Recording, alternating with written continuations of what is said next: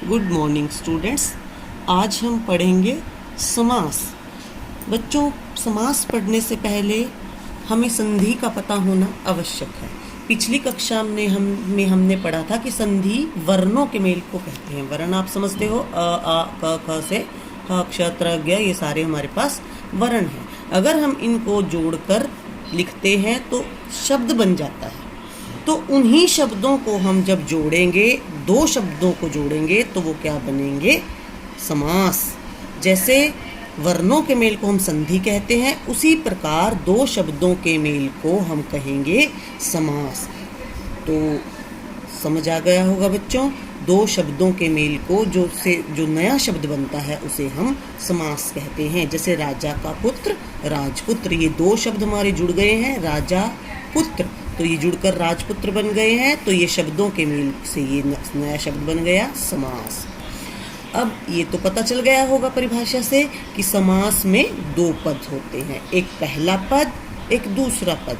पहले पद को पूर्व पद भी कहते हैं और दूसरे पद को उत्तर पद भी कहते हैं। तो जब हम जोड़ते हैं दो शब्दों को तो जुड़ा हुआ शब्द हमारे पास कहलाता है समस्त पद। परंतु जब हम जुड़े हुए पद को अलग करते हैं तो वो कहलाता है विग्रह करना, समास का विग्रह करना। आ गया बच्चों यहाँ तक समझ? अब है समास के भेद। समास के 6 भेद माने जाते हैं: अव्ययीभाव समास, तत्पुरुष समास, द्विगु समास, द्वंद्व समास, कर्मधारय समास, बहुव्रीहि समास। परंतु कुछ विद्वान द्विगु को और कर्मधारय को तत्पुरुष का ही भेद मानते हैं, इसलिए कुछ किताबों में इसके 4 भेद भी बताए जाते हैं। तो परंतु बच्चों की सुविधा के लिए मैं यहाँ 6 भेद ही करा रही हूँ। सबसे पहले हम पढ़ते हैं अव्ययीभाव समास। अव्ययीभाव समास में दोनों पदों में से पहला पद प्रधान होता है।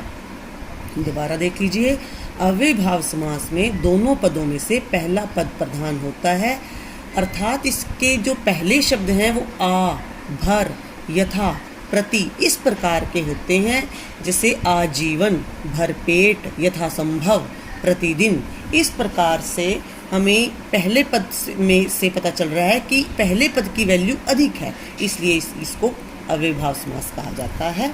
उसके बाद है तत्पुरुष समास। तत्पुरुष समास में दूसरा पद प्रधान होता है।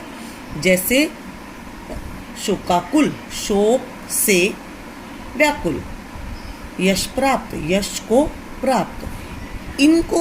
इसकी एक पहचान और है, इसके दोनों पदों का अगर हम विग्रह करते हैं तो कोई ना कोई इसके बीच में विभक्ति चिन्ह निकलता है और वही उसके तत्पुरुष का भेद भी बन जाता है, जो मैं आगे आपको कराऊंगी। अभी आप इतना ही कीजिए। अव्ययीभाव में पहला पद प्रधान, तत्पुरुष समास में दूसरा पद प्रधान। अब है द्विगु समास। द्विगु समास में पहला पद संख्यावाची होता है। जैसे चौमासा, त्रिफला, त्रिगुण। अतः आप देख रहे हैं चो, त्रि, ये संख्यावाची शब्द है, इसलिए ये द्विगु समास कहलाता है। नंबर 4 पर है द्वंद्व समास।